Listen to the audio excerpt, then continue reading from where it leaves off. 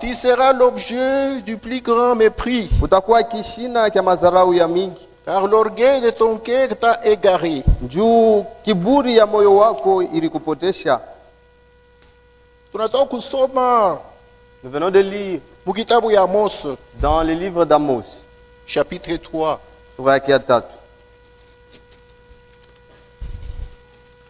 Mustari ya 7 inasema, Le verset 7 dit ceci: Bwana Mungu wa milele ene kufanya kitu pa hii dunia car le Seigneur l'Éternel ne fait rien sur cette terre bila mbele kufunula siri yake kubatumishi yake manabii. sans avoir d'abord révélé son secret à ses serviteurs les prophètes. Amen. Amen. Mwabdias anatuambia seme tunapata habari moya yenye kutokea kwa Mungu wa milele. Et dans Obédience, on nous dit que nous avons reçu une nouvelle de la part de l'Éternel. Ni habari kani tunapata? Quelle est cette nouvelle? Ni habari nasema hivi, Cette nouvelle dit ceci: tunapokea mjumbe mmoja mwenye kutoka kwa Mungu katikati ya mataifa. un messager a été envoyé parmi les nations. Amen. Amen. Sasa tukunasoma Malaki chapitre 4. Maintenant, nous allons lire Malaki sura ya 4.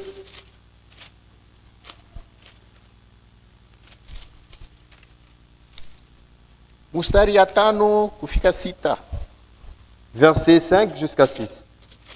Tuanzia hata mustari ya 4. Nous pouvons commencer au verset 4. Souvenez-vous de la loi de Moïse mon serviteur, Kumbukeni sheria ya Musa mtumishi wangu, auquel j'ai prescrit en robe pour tout Israël, yule nilimwandikia kule kuorebu njuu ya Israeli des yote, préceptes et des ordonnances. maamri na maagizo. Voici, je vous enverrai les prophètes Tazameni nitamtumia Eliya nabii avant que le jour de l'Éternel arrive, mbele ya siku ya milele ifike, ce jour grand et redoutable. ile siku kubwa na ya Il kuogopesha. ramènera les cœurs des pères à leurs enfants Atarudisha moyo ya bababa ku watoto et les cœurs des enfants à leurs pères, na moyo ya batoto ku bababa, de peur que je ne vienne frapper les pays d'interdit. njuu nishikwe kupiga ile inchi na laana. Tazameni nitemitumia Eli nabii Voici, je vous enverrai Élie le prophète, mbele ya ile siku mkubwa ya Mungu kufika. avant que le grand jour de l'Éternel n'arrive. Itakuya ni siku mkubwa ya hatari ya Ce kuogopesha, sera un jour grand et redoutable. naye atoka kurudisha maroho ya baba kwa batoto Et il ramènera le cœur des pères à leurs enfants na atarudisha maroho ya batoto kwa baba, et le cœur des enfants à leurs pères,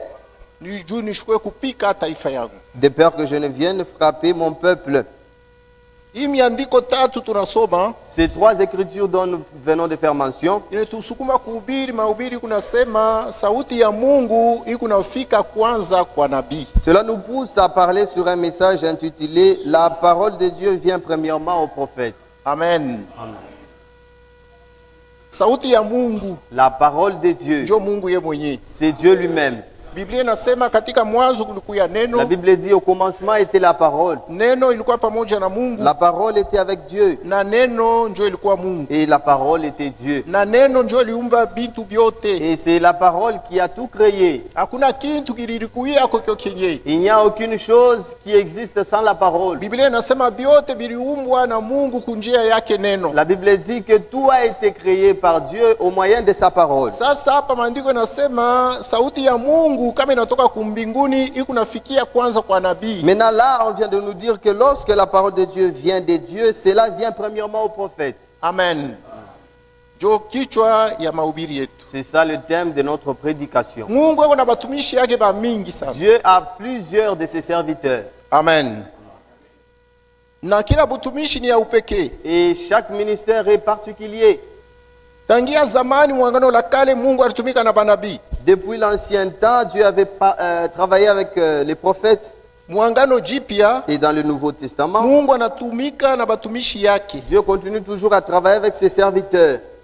Juu ya kuonesha seme aina paka Mungu wa banabii. C'est pour montrer qu'il n'est pas seulement le Dieu des prophètes. Juu ya kuonesha seme Mungu anapaka na zawadi moja tu. C'est pour vous dire que Dieu n'a pas un seul don seulement. Mungu ako na mazawadi ya mingi. Dieu a plusieurs dons Ileko natumia juu neno yake itangazwe. dont il utilise afin que sa parole soit proclamée. Tutasoma Ephésiens chapitre 4. Nous allons lire dans Éphésiens sura ya 4.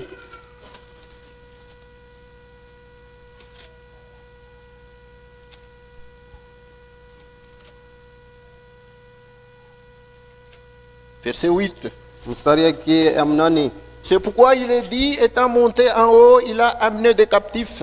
Ndio kwa maana inasemwa wakati alipanda juu alipeleka bafungwa Et il a fait des dons aux hommes. na alifanya mazawadi kwa watu. Or, que signifie il est monté, sinon il est aussi descendu dans les régions inférieures de la terre. Japo inamaanisha nini alipanda, japo alishuka tena mu mafasi ya chini sana ya udongo? Celui qui est descendu, c'est le même qui est monté au-dessus de tous les cieux. Ule alipanda njo yule na yeye ule alishuka njo yule alipanda yule wa mambingu yote, Afin de remplir toutes choses. juu yeye kujaza kila kitu. Et il a donné les uns comme apôtres, Na alileta bengine sawa mitume, les autres comme prophètes, bengine sawa manabii, les autres comme évangélistes, bengine sawa wapasha habari njema, les autres comme pasteurs et docteurs, bengine sawa pasteur na balimu, bachungaji na balimu, pour le perfectionnement des saints, juu ya ukamilifu wa batakatifu, en vue de l'œuvre du ministère juu ya kazi ya huduma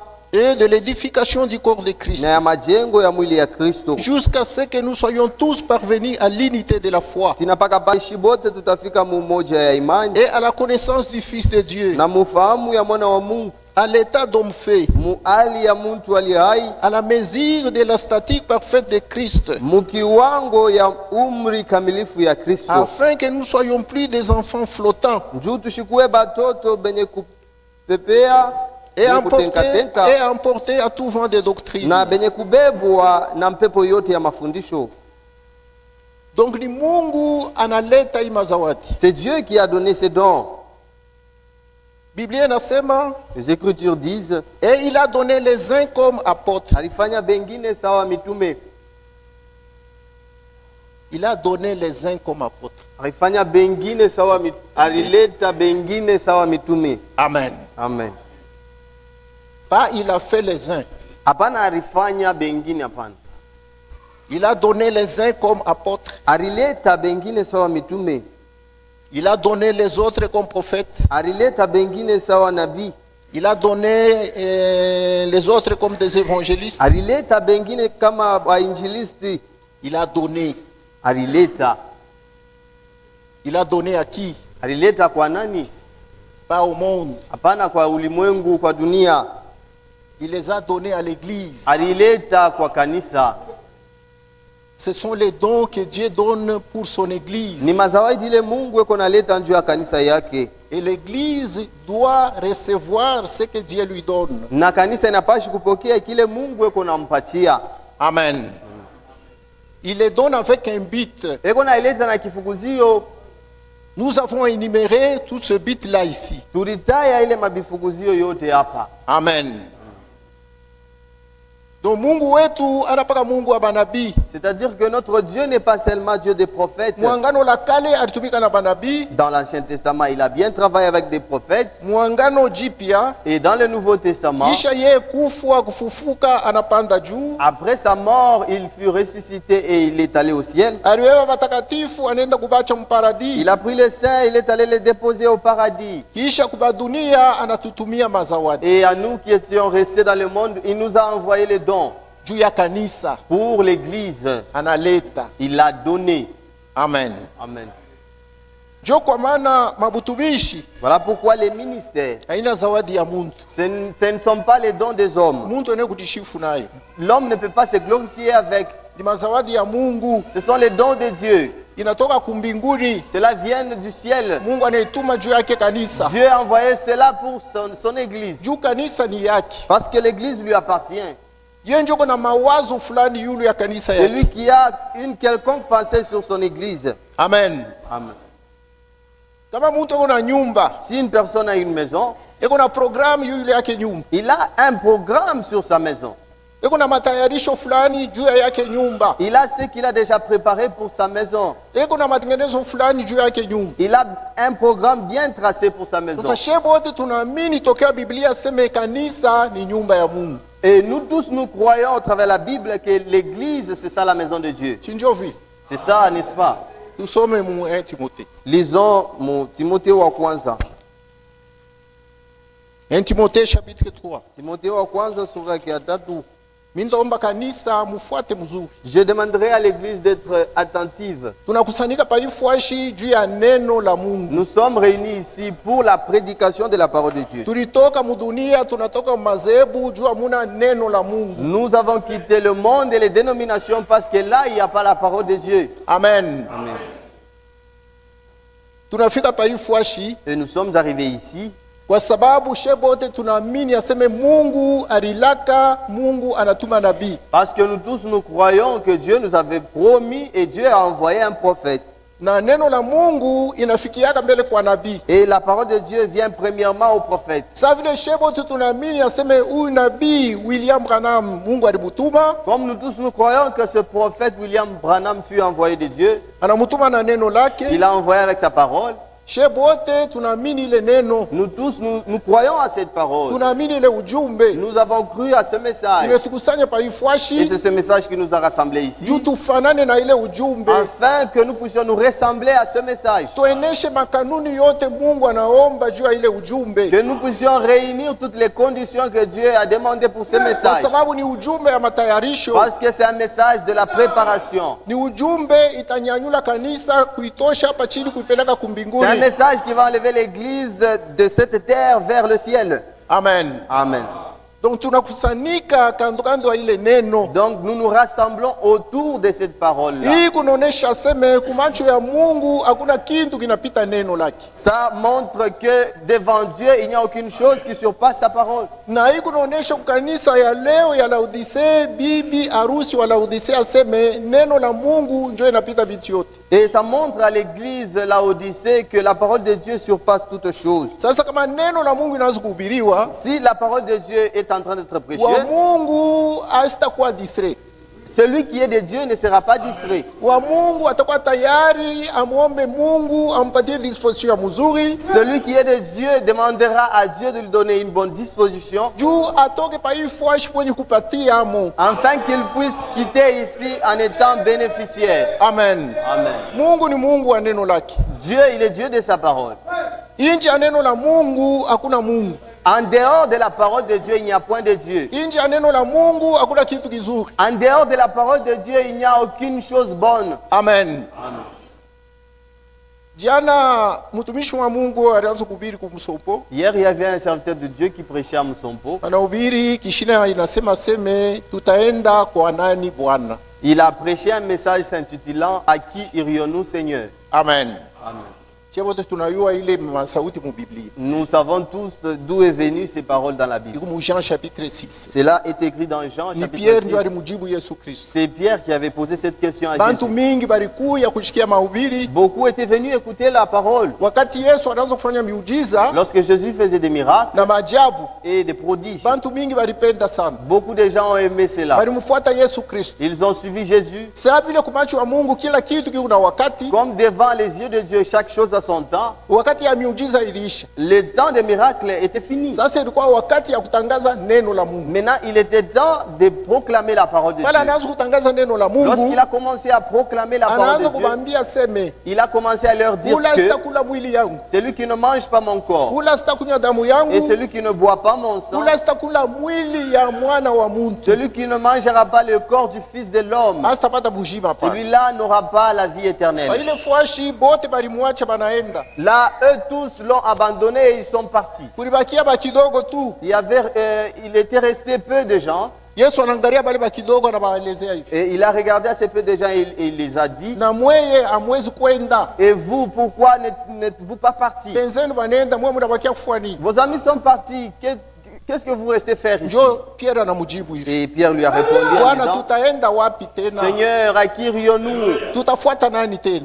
Qui est-ce que nous pourrions suivre Juu we encore? pekee njo kuna masauti ya bujima ya milele. Car toi seul possèdes les paroles de la vie éternelle. Sauti ya Mungu iko na bujima ya milele. La parole de Dieu a la vie éternelle. Sauti ya Mungu iko na wokovu, La parole de Dieu contient le salut. iko na ukombozi. La parole de Dieu contient le salut. Amen. Amen.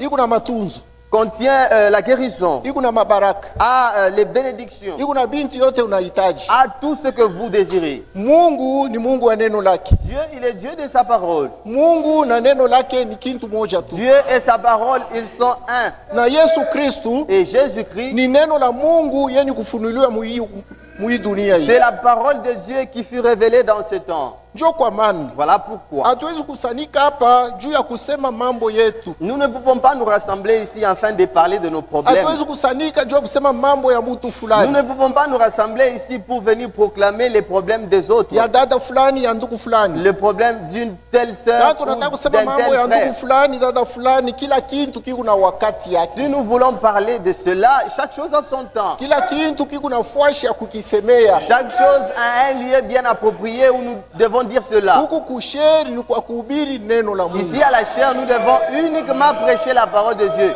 Juu kanisa ni nyumba ya Mungu. Parce que l'église, c'est la maison de Dieu. Amen. Amen. 1 Timothée Timothée wa kwanza, chapitre 3, sura yake ya 3, le verset 14. mstari yake ya 14. J'ai écrit ces choses avec l'espérance d'aller bientôt vers toi. Nikuna kuandikia hivi bintu na matumaini ya kwa kukuona hapa Mais sasa. afin que tu saches si je tarde, Kwa lakini ni juu ya kusema kama mimi nakawia, comment il faut se conduire dans la maison de Dieu, ujue ni namna gani utajiongoza mnyumba ya Mungu, qui est l'église du Dieu vivant, ile inakuwa kanisa ya Mungu aliye la hai, colonne et l'appui de la vérité. nguzo na tegemeo ya ukweli. Et sans contredire, le mystère de la piété est grand. Na bila kubisha, ile siri ya utawa ni C'est mkubwa. lui qui a été manifesté en chair, Ule alionekana ndani ya mwili, justifié par l'esprit, vu des anges, mwenye kutakasiwa na roho na mwenye kuonewa na bamalaika, prêché aux gentils, crie dans le monde, ule barihubiri kuba gentil, na ule bari mwamini ndani ya dunia, et élevé dans la gloire. na ule alinyanyuliwa ndani C'est ya notre utukufu. Seigneur Ni Jésus-Christ. Bwana wetu Yesu Kristo. C'est lui le Dieu manifesté dans la chair. Yeye ndio Mungu ule alionekana ndani ya mwili, Et il se révèle dans son église. na eko najifunua mu kanisa yake.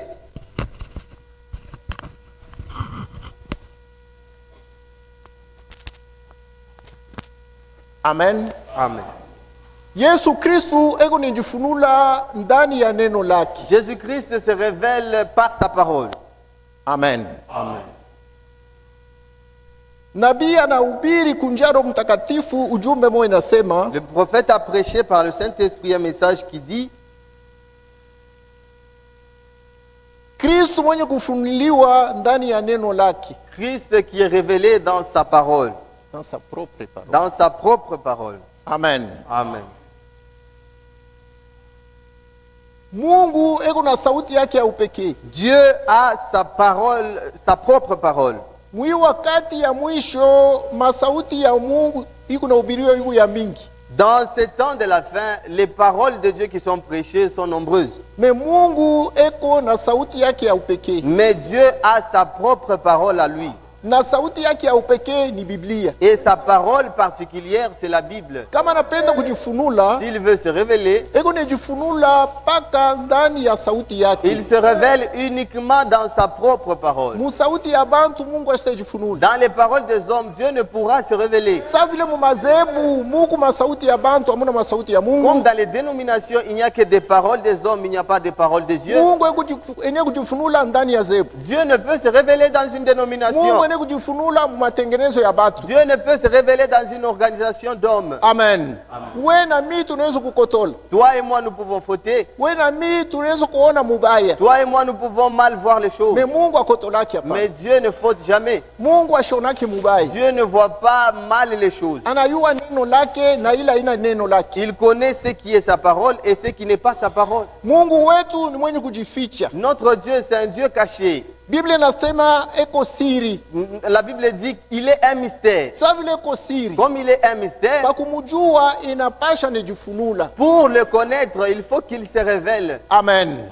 Kama shikujifunula kama tumuyue. S'il ne s'était pas révélé, nous n'allions pas le connaître. Pala alipenda dunia mujue anajifunula ndani ya mwana wake Yesu Kristo. Lorsqu'il a voulu que le monde puisse le connaître, il s'est révélé par son Fils Ndio Jésus-Christ. kwa maana Yesu anaanza kuelezea bajuifu aseme ule ananiona mimi anamuona Baba. Voilà pourquoi Jésus disait aux Juifs que celui qui m'a vu a vu le Père. Mungu alianza kujifunula ndani ya mwana wake, Dieu s'est révélé par son Fils, na mwana eko nafunula kile baba yake eko. et le Fils révélait ce qu'est son Père. Hii kunaonesha aseme Mungu wa Israeli ni Mungu mwenye kujificha. Ça montre que le Dieu d'Israël, il est caché. Kama ashijifunule hautamuyua. Si il ne se révèle pas à vous, vous n'allez pas le connaître. Amen. Amen. She tunamuyua leo Nous, aujourd'hui, nous le juu connaissons Mungu alituma nabii. parce que Dieu a envoyé un prophète. Na kama Mungu anatuma nabii, Et si Dieu envoie un prophète, ashimupatie paka miandiko tu. il ne lui donne pas uniquement les Écritures. Anamupatia miandiko kisha anamupatia na ufunulo au mwangaza yule ya miandiko. Il lui donne les Écritures et il lui donne aussi la révélation sur ces Sa Écritures-là. vile sheye tunapokea ufunulo ya Mungu muyu wakati. Comme nous avons reçu la révélation de Dieu dans ce temps, Mwangaza ya Mungu inatuangazia pa Biblia. la lumière de Dieu a éclairé sur la Bible.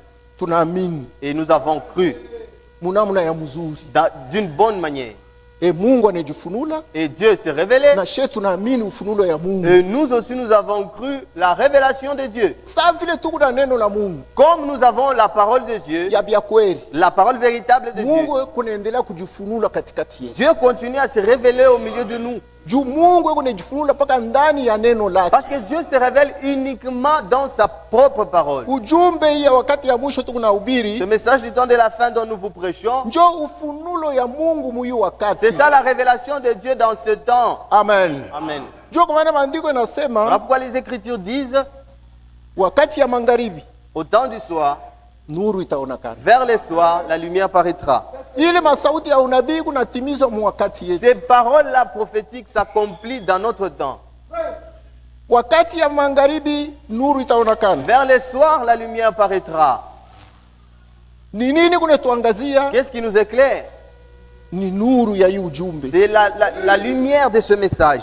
Mazebu aione mzuri, Les dénominations ne voient pas meshetu clairement, kunaona mzuri. mais nous voyons clairement. Amen. Amen. Mazebu aitembee mzuri, Les dénominations ne marchent pas correctement, meshetu tunapaswa kutembea mais mzuri nous devons marcher correctement kwa sababu tuko natembea mu nuru ya wakati. parce que nous marchons dans la lumière du jour. Amen. Amen.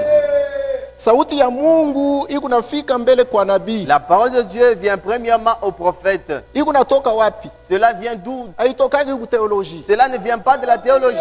haitokake matengenezo ya batu. Cela ne vient pas d'une organisation des hommes. Mungu eko kumbingu Dieu est au ciel na sauti yake kunatoka kukiti ya enzi kumbingu. et sa parole quitte du trône du ciel.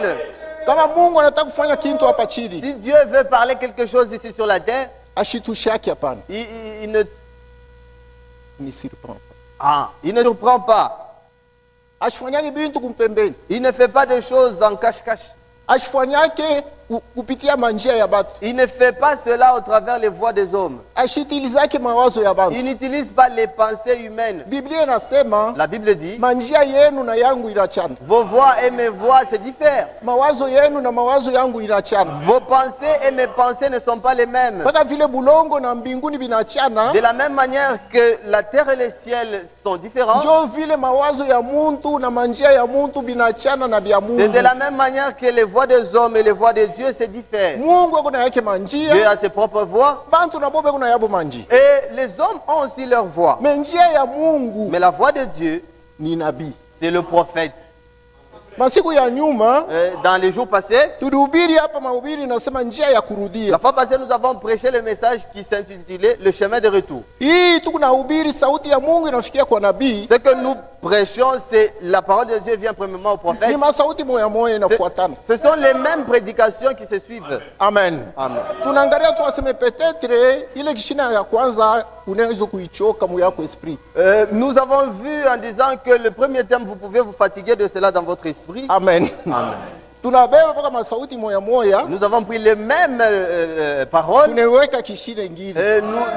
Nous avons mis un autre thème. Munjia ya kurudia tulionyesha sema njia ya Mungu juu ya kurudia anatumaga nabii. Dans le chemin du retour, nous avons montré que le seul chemin de retour, c'est le prophète. Upende ukatale, Que tu veuilles ou pas, Yuwe Mungu asitashanje kupenser. Dieu ne changera pas son avis. Wewe ndio utapotea. C'est toi qui seras perdu. Mungu yashitapotea papa. Dieu ne sera pas perdu, ne Roho perdra Mtakatifu rien. anasema kutokuamini kwa mtu hakutashimamisha mapu ya Mungu. La parole de Dieu dit que l'incrédulité de l'homme n'arrêtera pas le plan de Dieu. Mungu ene tukushimama mu Biblia yote mujima hii. Dieu peut se tenir dans toute cette Bible.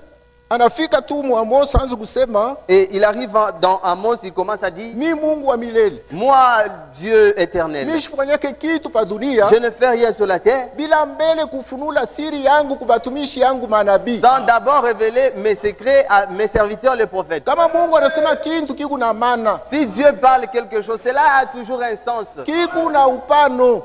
Cela a une profondeur. Kama Mungu anataya nabii ni nabii. Si Dieu cite que c'est un prophète, c'est véritablement Kama un prophète. anataya mchungaji ni mchungaji. S'il cite que c'est un pasteur, c'est un pasteur. Kama anataya wakupashwa habari njema ni wakupashwa habari S'il njema. dit que c'est un évangéliste, c'est véritablement un Kama évangéliste. anataya mwalimu ni mwalimu. S'il dit que c'est un docteur, Kama c'est ni un docteur. mutume ni Si mutume. c'est un apôtre, c'est un apôtre. Me paifwashi Mais ici, Mungu ashikusahabu hapana. Dieu n'a pas oublié. Mungu asabwaki hapana. Dieu n'oublie pas.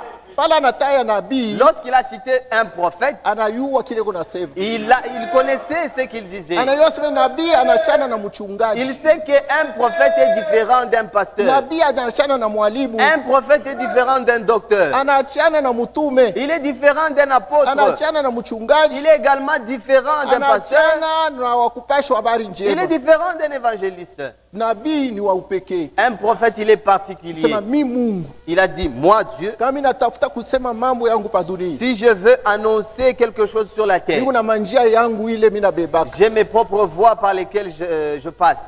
Njia yangu Et ma voie, ni ya kujifunula kwa ule banaita sema nabii. c'est se révéler à celui qu'on appelle prophète. Frère Banama nasema Frère Branham dit, kama akutanishana na Mungu si vous ne vous êtes pas encore rencontré avec Dieu anakusumburisha busha bush, et que Dieu ne vous a pas parlé bouche à bouche, hauna na ruhusa ya kuweza kusema ubu nabii.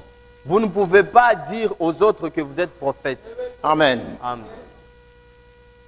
Me kanisa ya leo Mais l'église d'aujourd'hui inaisha kupoteza maana ya nabii. a perdu l'essence d'un prophète. Kama tunasema kanisa ya leo ni kanisa ya Laodicea. Si nous disons l'église d'aujourd'hui, c'est l'église de Laodicée. Kanisa la Laodicea L'église de ni Laodicée, nkunji ya madhehebu yote ya Laodicea. c'est le regroupement de toutes les dénominations de l'âge de Laodicée. Shia hatuna kanisa ya Laodicea. Nous ne sommes pas l'église de Shia Laodicée. tuku bibi harusi wa mwakati ya Laodicea. Nous sommes l'épouse de Jésus-Christ du temps de Laodicée. Amen. Mungu anetutosha mudunia, Dieu nous a fait quitter dans le monde. anetutosha mukanisa ya Laodicea, Il nous a fait quitter dans l'église de Laodicée. anetufanya tunakuwa bibi harusi neno. Et il nous a fait être épouse parole. Amen. Ndio kwa maana shia tunachana na Voilà pourquoi nous sommes différents d'eux. Mungu eko netongoza Et Dieu nous conduit de cette façon-là. kunjia neno Au lake, travers de sa parole, kunjia ufunulu. au travers de la révélation. Ndio kwa maana shei Voilà pourquoi nous tuku nasema Mungu alitutembelea.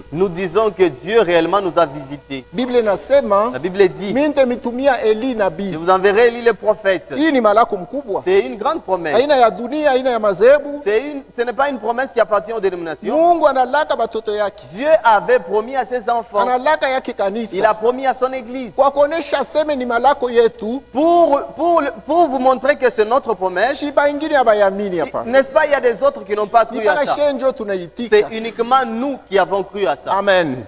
Aina kusema bengine abayashikia hii ujumbe, aneshi kuishikia Ce sana. n'est pas que les autres n'ont pas encore entendu ce message. Ils ont déjà entendu ce message. Bengine beko na maboshiri makanisa manyumba yabo, Les autres ont des brochures dans leurs églises et même dans leurs chambres. banaisoma Ils le lisent, abayamini. mais ils ne le croient pas. Juu ya nini? Pourquoi? Juu ndani yabo Parce qu'en eux, hamuna mbeko. il n'y a pas la semence. Amen. Ufunuo anasema kishina hii unaita kishina ingi. Apocalypse dit que la profondeur appelle la profondeur. Wale bote Mungu aliuwaka bado hayaumba mbingu na dunia. Tout cela que Dieu avait connu avant la fondation du monde, Alibaweka mbeko ya imani ndani. il avait mis en eux la semence foi en eux. Amen. Amen. Kusudi ile shiku batapatana na neno ya wakati. Afin que le jour où ils vont se rencontrer avec la parole de leur temps, Bo batamini ile neno. qu'ils puissent croire cette parole-là. Wengine bo batamini neno. Et les autres ne croiront pas à cette parole-là. Hii ndio kunaonesha seme C'est ce qui montre que shenjo benye ima lako. c'est à nous qu'appartient cette promesse. Shenjo benye huyu nabii. C'est à nous qu'appartient ce prophète. She tunapokea habari moya mzuri Nous sana. avons reçu une très bonne nouvelle. Sa vile Abdias alipata Comme Abdias l'avait ya reçu aussi, kusema en disant que Mungu anatutumia mjumbe Dieu nous a envoyé un messager. sheye kumataifa. Nous, ici, chez les nations. Amen. Amen. Huyu wakati ya mwisho Dans ce temps de la fin, tunasema nous disons, antuka Mungu alilaka, Mungu anatimiza. réellement, Dieu avait promis et il a accompli. Jina la Mungu ibarikiwe. Que le nom de Dieu soit béni. Shenjo tunaona kutimizwa kwa neno la Mungu. C'est nous qui constatons l'accomplissement de la parole de Dieu. Mungu analeta, Dieu a donné Mungu anatufungula macho, tunaona seme analeta. et Dieu a ouvert les yeux et nous avons compris qu'il a donné. Tunapokea. Et nous avons reçu cela. Amen. Amen. C'est pourquoi tuko na furaha. Ndio kwa maana nous sommes dans la joie. Mungu ene kufanya kitu pa dunia Dieu ne peut rien faire sur la terre bila kufunula mbele siri yake kubatumishi yake manabii. sans avoir révélé ses secrets à ses serviteurs, le prophète. Ndio tunasema Voilà pourquoi nous disons, nabii ni zawadi ya Mungu. le prophète c'est un don de Dieu. Batumishi bote hapa tunataya tano muangano jipya ni batumishi ya Mungu. Tous ces serviteurs dont nous venons de citer, ces 5 serviteurs, sont des serviteurs de Dieu. Mungu anabaleta juu ya nini? Pourquoi Dieu les a envoyés? Juu ya kuhubiri neno lake. C'est pour prêcher sa parole. Abawezi kwenda kuhubiri neno la Mungu Ils ne peuvent pas aller prêcher la parole de Dieu kama roho ya Kristo haina yulu yapo. s'ils n'ont pas l'esprit de Christ au-dessus d'eux. Ndio kwa maana Yesu alielezea ba mitume Voilà aseme pourquoi Jésus avait dit les disciples en disant, mchunge mbele ku Yerusalemu patientez, allez attendre à Jérusalem. jusqu'à ce que roho mtakatifu muipate. Jusqu'au moment où vous allez recevoir le Saint-Esprit. Ndio mtakuwa bashuhuda yangu. C'est alors que vous serez mes témoins. Ndio mutaanzia kuhubiri kuanzia huku ku Yerusalemu Là, en commençant par Jérusalem, vous allez commencer à prêcher kufika na kumwisho ya bulongo. jusqu'aux extrémités de la terre. Amen. Amen. Yesu ayatumaka banafunzi yake kuhubiri bila Roho Mtakatifu. Dieu n'a jamais envoyé ses disciples aller prêcher sans le Saint-Esprit. Balichunga mbele banapokea ile roho ya Mungu. Ils ont d'abord attendu pour qu'ils puissent recevoir l'Esprit de Dieu. Juu roho ya Mungu ni roho ya kweli. Parce que l'Esprit de Dieu, c'est l'Esprit de vérité. Ilipashi kubaongoza mkweli yote. Cela devait les conduire dans toute la vérité. Ilipashi kubafundisha maneno yote. Cela devait les enseigner toutes choses. Ilipashi kubakumbusha na bienye Yesu alielezea nyuma. Cela devait leur rappeler tout ce que Jésus les avait dit auparavant. Ilipashi kubatangazia mambo ya kumbele. Cela devait leur révéler même ce qui devait venir. C'est pourquoi balipashi kuipata, balipashi kuichunga mbele ya bo kwenda. Voilà pourquoi ils devaient attendre d'abord le Saint-Esprit avant qu'ils puissent s'en aller. Na kama mtu anapokea ile roho, Et si quelqu'un reçoit cet esprit, asitaenda kusema mambo yake hapa. il n'ira pas parler de ses problèmes. Ataenda kushuhudia mambo ya Mungu. Il ira témoigner les affaires de Dieu. Ataenda kuhubiri Yesu Kristu mzuri. Il ira prêcher Jésus-Christ comme il faut. Juu ile roho itamfunulia huyu Yesu Kristu ni nani. Parce que l'esprit qui va lui révéler que qui est ce Jésus-Christ, Itamfunulia sema huyu Yesu Kristu ni Mungu wa kweli na bushima ya milele. cet esprit-là lui révélera que c'est Jésus est le vrai Dieu. Kama anaenda kuhubiri ile namuna, S'il pas prêcher de cette na manière-là, yeye anapokea roho ya manabii. celui-là aussi recevra l'esprit de Na prophète. yeye anakuwa nabii wa mwangano jipya. Et il devient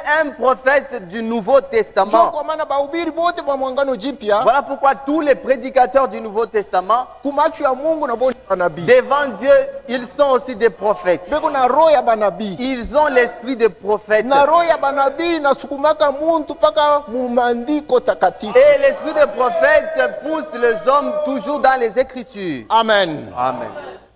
Hata vile Même si Mungu ni wa banabii.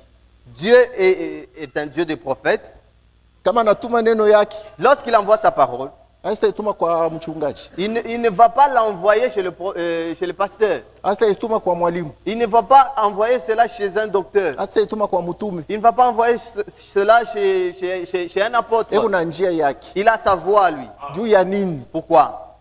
Juu nabii Parce qu'un ni prophète, butumishi ya upekee. c'est un ministère particulier. Nabii Un prophète, ni kinywa ya Mungu. c'est la bouche de Dieu. Nabii Un prophète, ni ule anafunulaka siri ya Mungu. c'est celui qui révèle les mystères de Dieu. Nabii Un prophète, ni ule mtumishi Mungu eko nejifunula hivi waziwazi. c'est à qui dont Dieu se révèle clairement. Tutaisoma bien kesho. Nous lirons cela peut-être demain. Amen. Amen.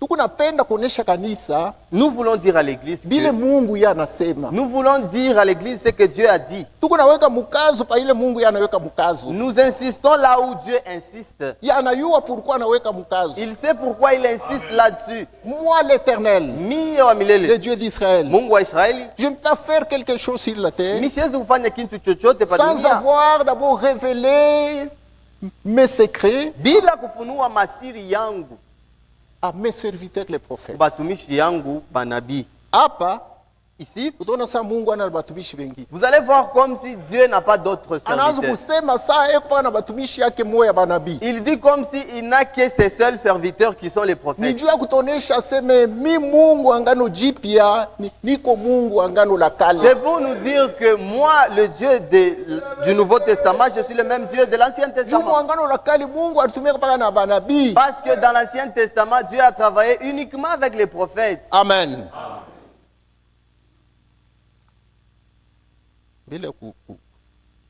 Bila kushite Avant de chuter, tusome frère Frank Kilokwa.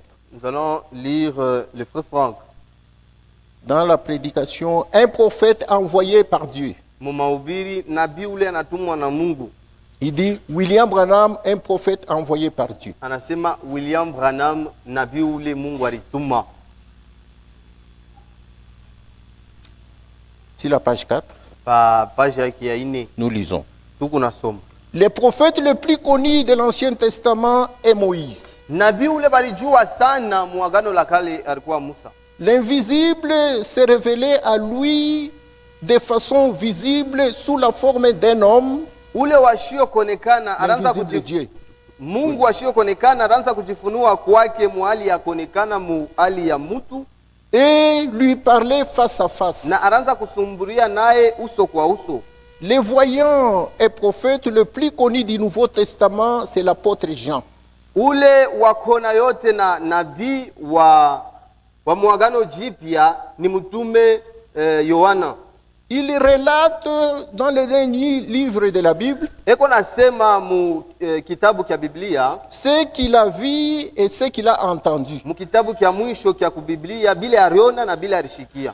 Il vit le cours de l'histoire de l'humanité. Ariona hadisi ya ulimwengu yote. Il a vu cela se dérouler devant lui jusqu'à la fin, Ariona vile ilianza mbele yake na vile naisha, conformément au plan du salut divin. kufuatana na mapo ya wokovu ya kimungu. Il vit même les nouveaux cieux et la nouvelle terre, Akaona na mbingu mpya na bulongo ya sasa, c'est-à-dire les nouveaux commencements. ni kusema mwanzo mpya. Oh, nous rappelons de ce que la Bible dit dans Amos 3:7. Japo tutakumbuka bile Biblia ilisema mu Amosi sura ya 3 mstari ya 7. Or, le Seigneur l'Éternel ne fait rien qu'il Japo ne révèle son secret à ses serviteurs, les prophètes. Bwana wa milele afanyake kintu bila kufunua masiri yake kwa banabii yake ba mitume. On peut à juste titre se poser la question de savoir Tunezi sasa kujuliza ulizo moya kunjua kujua comment différencier un vrai prophète et un faux prophète. tunezi kuachanisha je nabii wa kweli na nabii wa bongo. Car il y en a beaucoup qui prétendent être envoyés de Dieu. Juu kuku ba mingi bale beko na jita kusema baritumwa na Mungu. En tout le temps, il y a eu de vrais et de faux prophètes. Mumanyakati yote mulikuya banabii ba kweli na ba bongo. Le Seigneur lui-même nous a prévenus disant qu'il y aura beaucoup de faux prophètes Bwana ye mwenyewe alitukalamushaka kusema kutakuyaka banabii ba bongo ba mingi qui se lèveraient dans les derniers jours. bale batalamukaka mumashiku ya mwisho. Mais il a aussi fait la promesse d'envoyer un prophète à l'exemple d'Élie le prophète, Na arilaka kutuma nabii moya sawa nabii Eliya avant que viennent les grands jours et terribles jours de l'Éternel. mbele ya ile siku mkubwa na ya kuongopesha, siku ya milele ifike. Maintenant, il existe cependant un critère si Sasa kunekalaka namna moya ya kuonea et constante, ya hakika un étalon qu'on doit être employé pour éprouver les prophètes. kiwango moya kile tunaweza kuweka njuu ya kumpima yule nabii C'est la parole de Dieu infaillible, ni neno ya Mungu yasiyo kuanguka, laquelle demeure éternellement et conserve toute sa valeur. ile inadumu milele na inachunga bei yake. L'Ancien et le Nouveau Testament renferment le plan parfait Agano la kale na agano jipya iko na mapo kamilifu et défini, conçu par Dieu na Mungu ndio alitunga na inaonesha du salut révélé pour les hommes. inaonesha okovu ile ilifunuliwa juu ya watu. La personne qui s'élève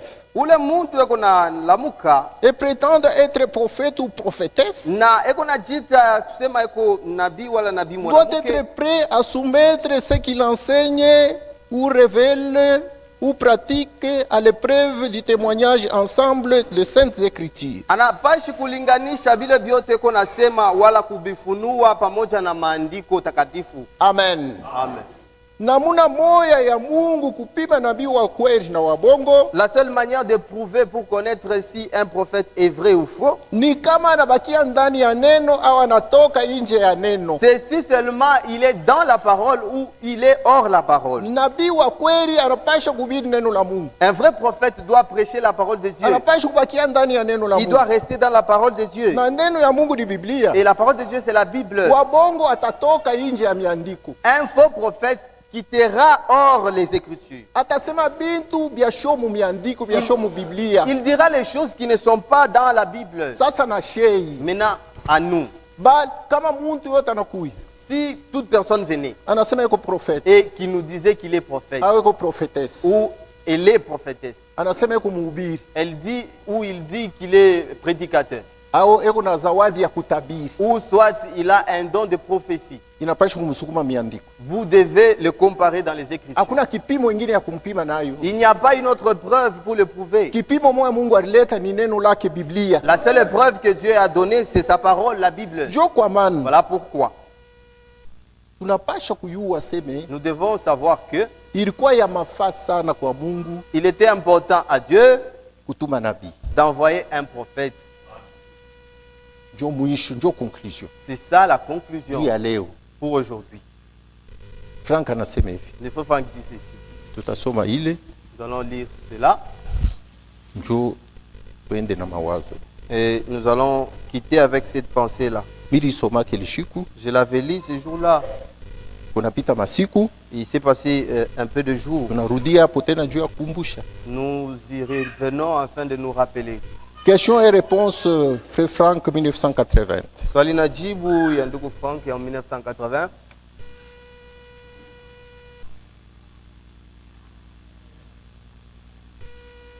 Page 6, Page yake ya sita. nous lisons. Tunasoma.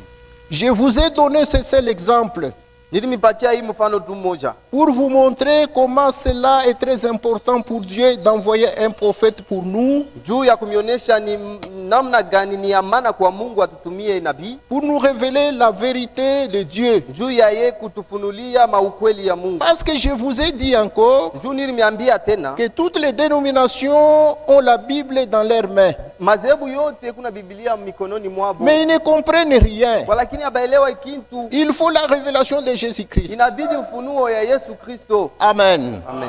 Savez-vous que c'est la même chose avec la prédication sur le mariage et le divorce? Munajua kusema ni mambo moya moya kule na ngaria mahubiri yule ya ndoa na kuvunja Il faut ndoa. toujours la révélation Inabidi paka ufunuo pale pour prêcher cela ou pour mieux comprendre cela. juu ya kuihubiri mzuri wala kuielewa mzuri. C'est pareil pour toute autre chose. Ni vile vile na mambo yote. Vous pourriez dire que cette prédication de Frère Branham n'est pas correcte. Munaweza kusema hii mahubiri ya ndugu Branham haina sawa. Mais moi, je ne le dirai pas. Mimi sitasema vile. Moi, Franck, je ne le dirai pas. Mie Frank sitasema vile. J'attendrai toujours avant de parler. Mimi nitachunga mbele ya mimi niseme. Et si nous parlons, Na kama tunasema nous devons parler selon la parole de Dieu révélée pour aujourd'hui. tunabashi kusema kufuatana na neno ya Mungu ile alifunua leo. Si nous parlons comme les dénominations, Kama tunaanza kusema sama zehebu, c'est que nous n'avons pas encore reçu la révélation de la parole de Dieu. kusema tuyapokea ufunuo ya sauti ya Mungu.